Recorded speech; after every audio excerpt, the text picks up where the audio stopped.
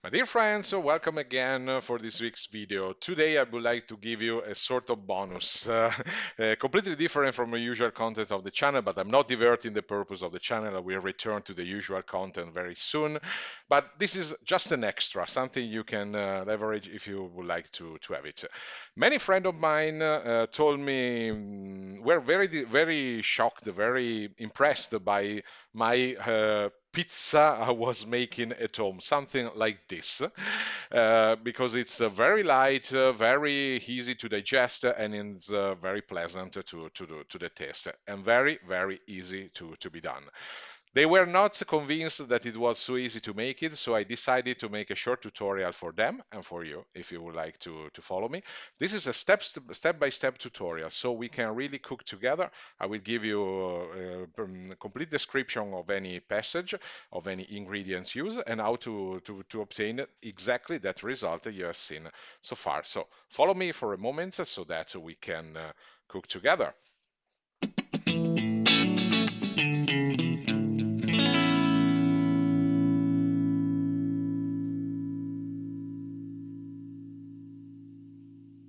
Here we go, my friends, with the list of ingredients needed for the dough we are gonna prepare for our very light pizza. We will need 500 grams of flour. You can use either a pizza-specific flour with a high strength of flour is written like a W and the number. The highest the number, the higher the strength. Stronger flour will bear longer leavening, so that they will be it will be possible to use less yeast and leave them for a longer time, and this will make the result very light, very easy to digest. You will not drink a lot after eating this one. But of course, you can use something that you can find easily in supermarkets. That is Manitoba flour, the simple one, half of this, and half of another regular flour, 000. You can find whichever you want. The important thing is to have at least half of the composition made of a strong flour, like the Manitoba, it's fine. In your supermarket, probably you will find many pizza certified flours. You can try all of them. Of course, at the first try, you may be not so happy, but you can try again and you will see that the result will be good. In order to make it easier, I will use this mix. 250 grams of Manitoba, 250 grams of regular flour. I will not use the special flour. We will be using 3 grams of brewery yeast. Consider that the regular selling unit for this one is a bag composed of 25 grams, so it will last many times.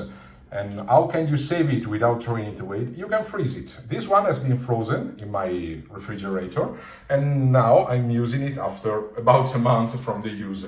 And everything will be live, so what you will see is not fake, is what I can obtain exactly with this. So again, 500 grams of flour, 3 grams of yeast, 400 grams of water, so 80% in weight compared to the flour. You may see this is known as a high hydration combination dough that will make it very light and very easy, by the way, to dispose on your cooking bag. Also, you will need 1 spoon or 2 spoons, depending on your taste, of Evo oil, a couple of teaspoons of salt, a bowl where to leave the dough, when to prepare the dough and leave it in your fridge for curing at least 24 hours, so save some room in your fridge. If you are lazy, you can use something like this one. I will be using it today, but of course you can use a simple spoon and your hands if you prefer, and if you don't have it. If you have this kind of machine, make sure that you are using the hooks that are intended specifically for preparing a dough, for mixing flour and water. And then the real secret, you will see in a moment, that is semola di grano duro. That in English is said like, give me a second, because I wanted to give you, his name remilled durum wet semolina.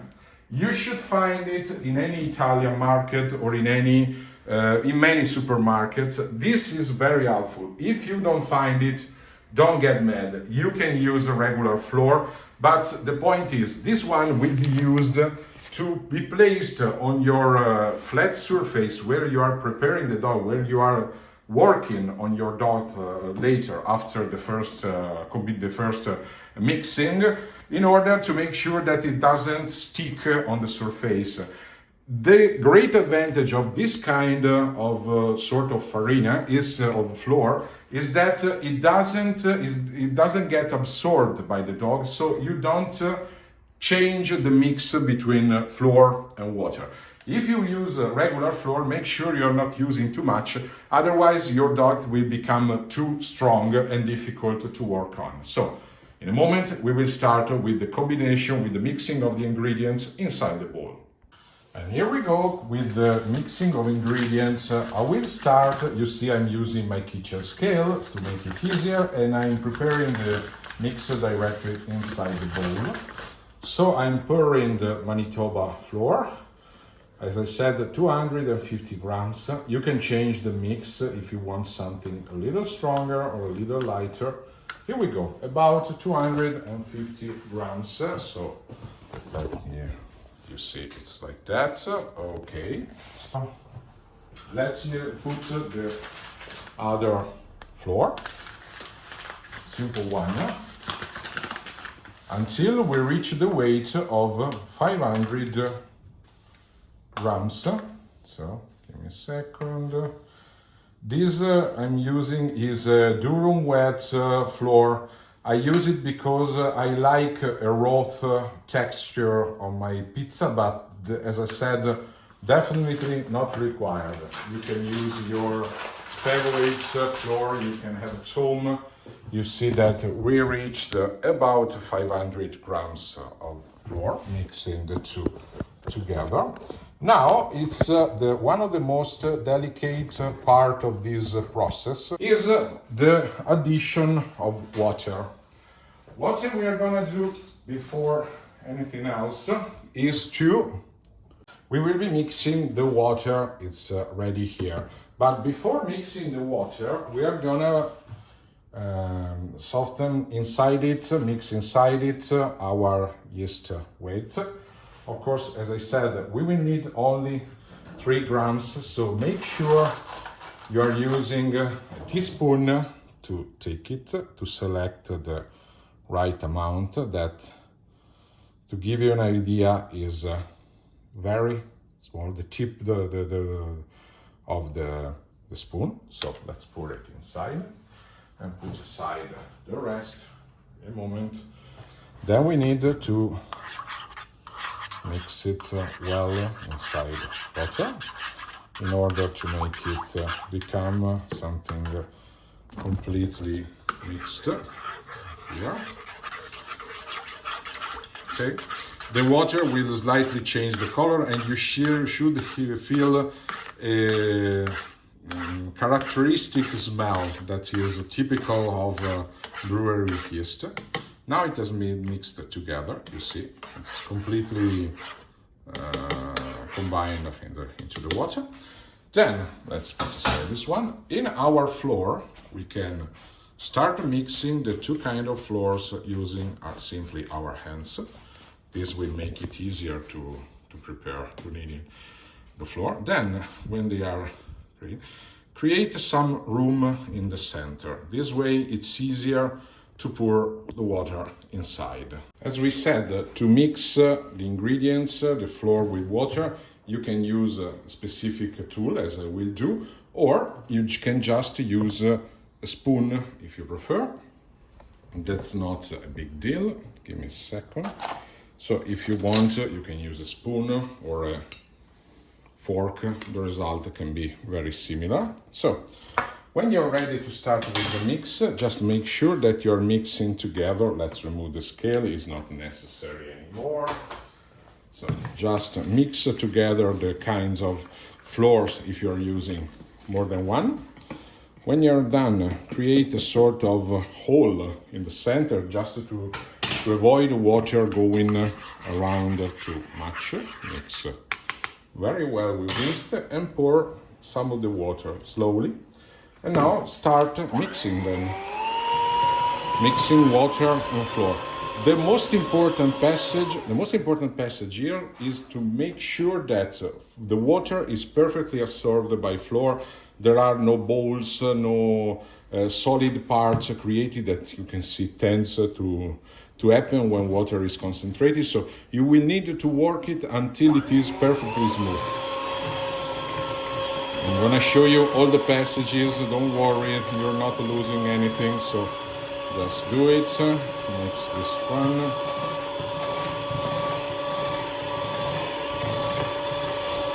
Okay. When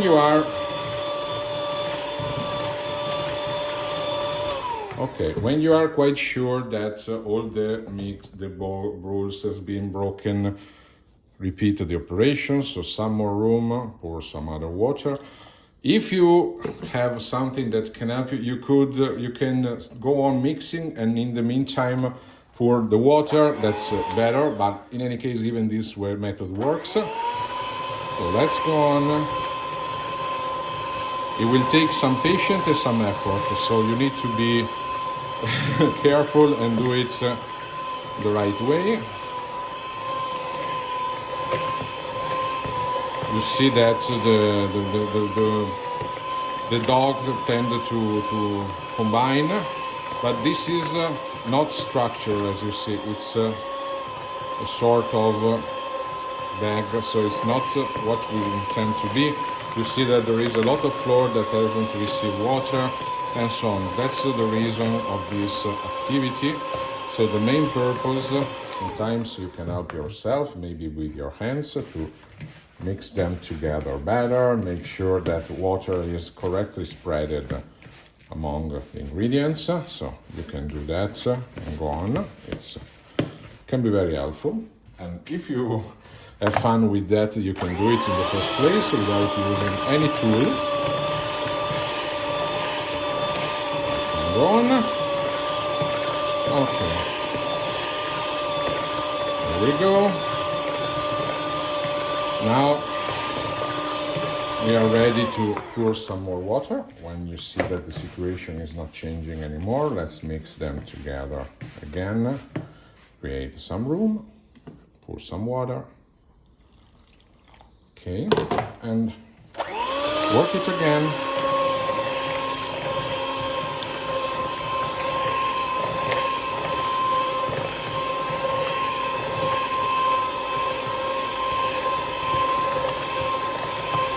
You see that you are collecting the rest of flour. So now you have much less flour that is not getting wet by the water we pour, and you see that also the mix is becoming more uniform. So there are less differences between the part that received water and the part that didn't. So we need to go on again like that.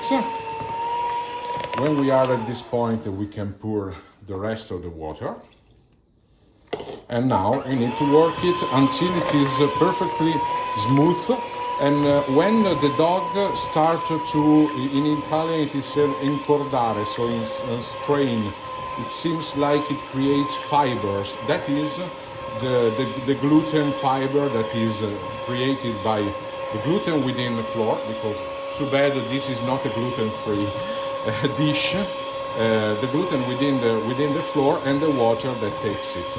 We need to do it. You see that the mix seems quite liquid. That's normal, because this is a high hydration mix. So this dog has 80% of water compared to the weight of flour. So 500 grams of flour and 400 grams of water. Or if you prefer, 1 kilogram of water of flour and 800 grams of water. And you need to mix them until you see that it's starting to become stronger. You see that from the traces that it produces, so we need to go on something more to obtain the desired results. to give you an idea, it seems like liquid, but it will improve, but it will remain very soft. Don't worry about that. It's part of the game, and it is perfectly fine. We want it to be like that. This is what makes the result be very soft, very light, easy to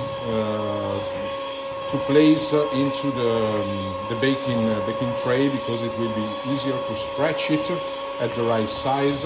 And we will place it after this mix within the fridge, our fridge, not our freezer. Make sure that it is 4 degrees, 4 Celsius degrees, so not freezing, for about 24 hours. This will make the mix mature, become stronger, while slowing down the leavening. This way the leavening will not break the fibers, and the result will be very strong and very soft. So, again, we are close to the desired result.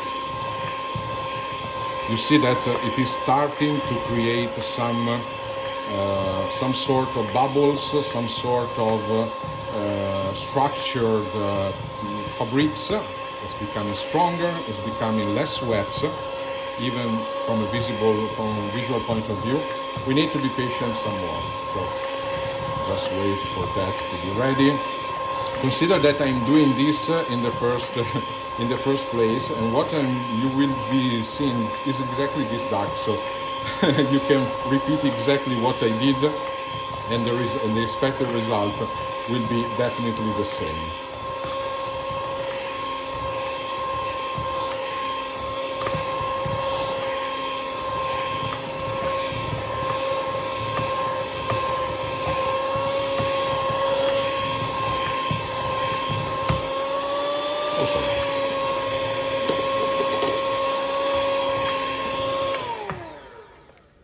You see that now it's stronger.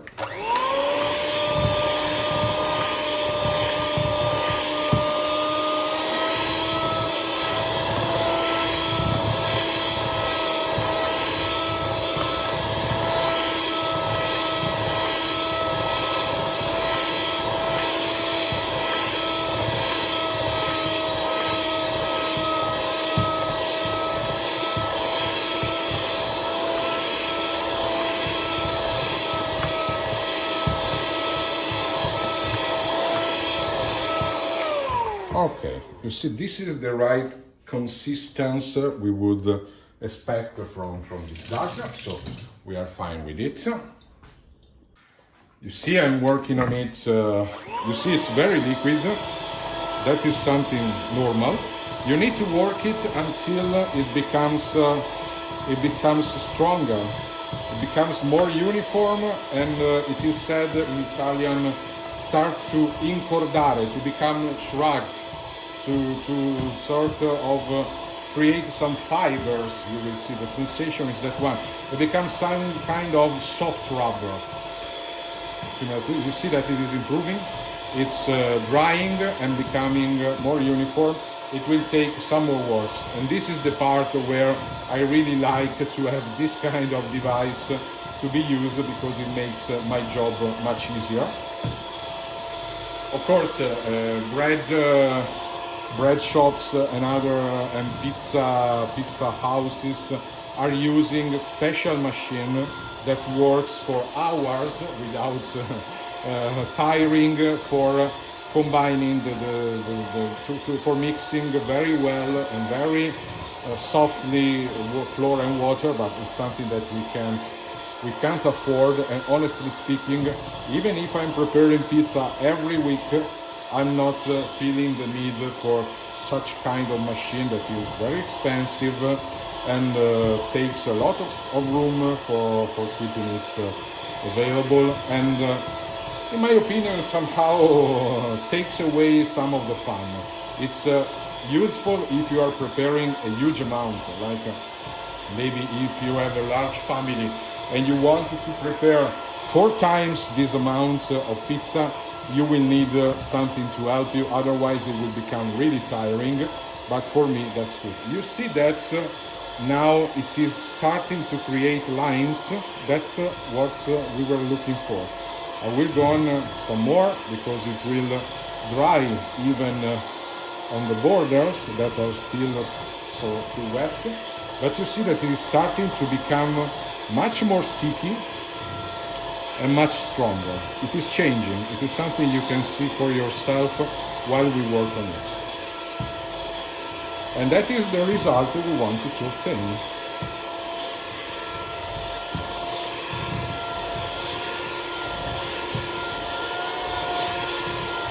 It will still be very liquid. You see that it is not a strong dough. It's very soft, but it is changing. The mix is. You see that when I move the machine, the whole dog is following it because there is some strength between fiber. This is the gluten fiber that is developing when you're mixing flour together with water. Some more patience, we are close to the desired result.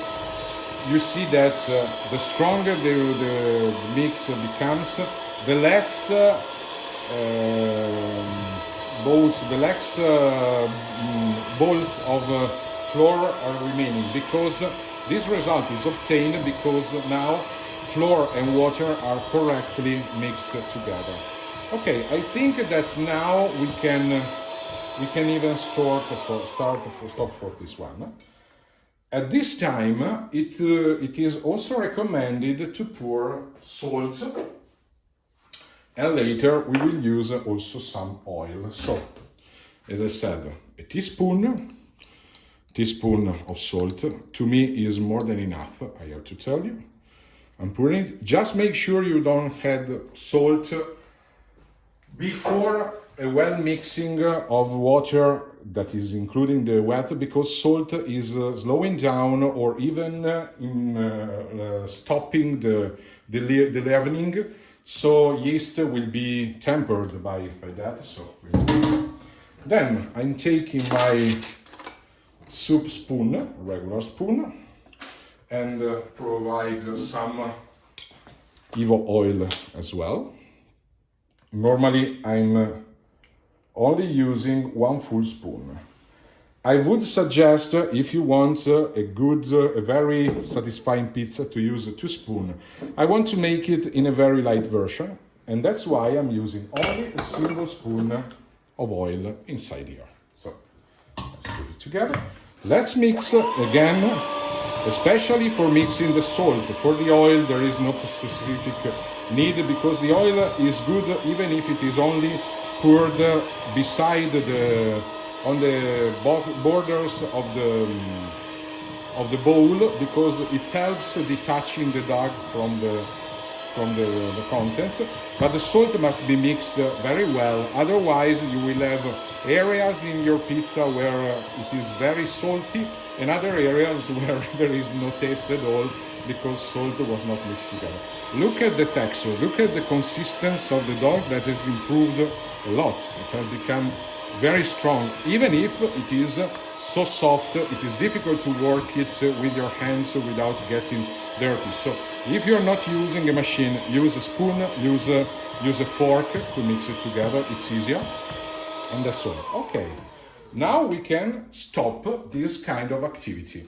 We are ready for the second activities that are very important in this time. So now I'm stopping it and leaving it here covered with this. If you don't have a specific bowl with a cap, you can use transparent film, but just make sure that they are protected from air, from external air changes of temperature that are not very good for that, and also by light. So keep it also under dark for 20 minutes. We'll meet in 20 minutes for preparing the first bendings that are really necessary for a good result. See you in 20 minutes. And we are back. You see that I have the bowl here. Been waiting for some time, covered to prevent light and air to come in contact. You see that the consistency is slightly different. But first you need some preparation. You need a flat surface. I'm using my kitchen table, so you can do as well if you don't have something specific. And you will need durum wet semolina that is used for preventing sticking of these ones. So let me change a moment. So make sure that you are pouring some on your table very evenly. You will be able to recollect it, so don't be shy. Use some of them. Now let's have a look. We will need to perform the bendings on the dog. So I'm taking back my spoon I've been using before. As I said, you will only use that one, and I'm simply, let me make it favorable for the camera. Give me a second. I'm changing slightly okay, we need to stay a little higher. You see that? Now favorable. I will simply make it come down with all its weight, using the spoon to make it easier. And I will put all the dog that is still quite liquid, as you can see, on my table. Just make sure that you are not spreading it around. Keep it stay together. Okay, here we go. All of this has been removed.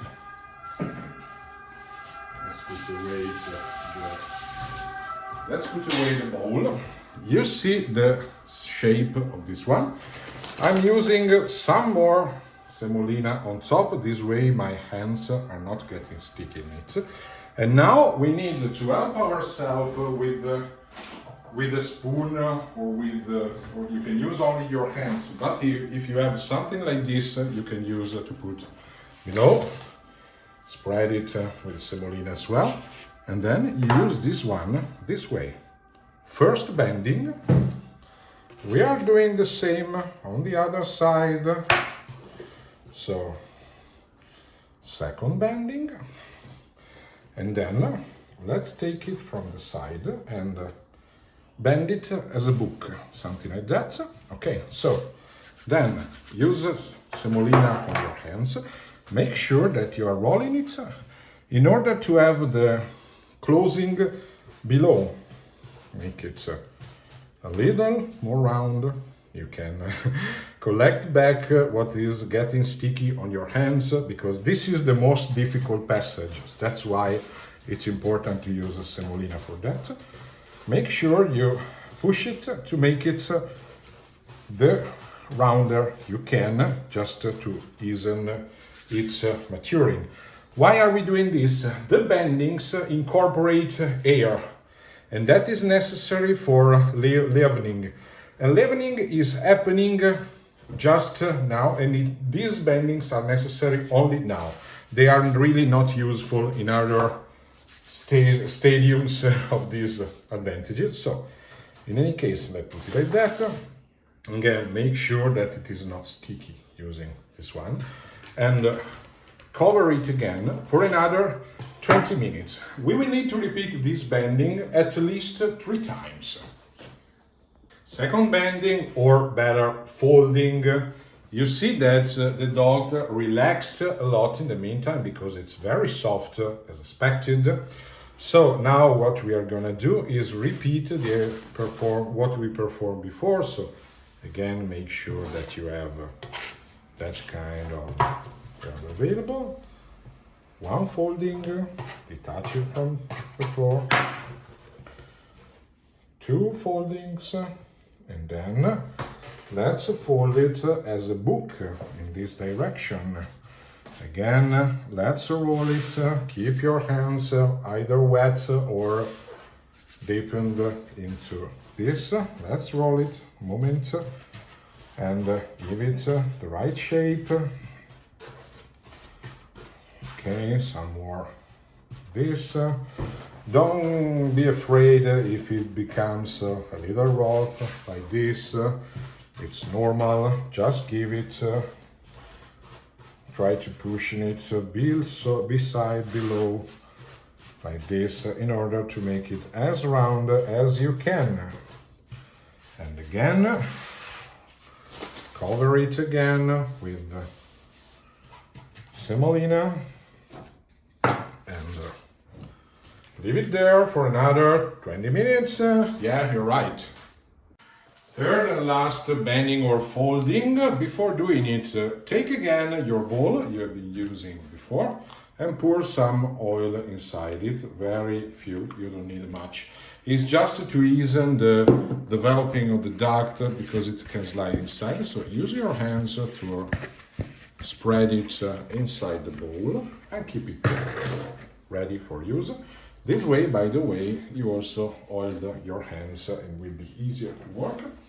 You see that this one has been pouring again. So again, some more water. It relaxed but less than before, as you can see. Again, let's do the same job we did last time. So one folding, another folding, again as a book. Now roll it. Usually you see it will be much easier to work.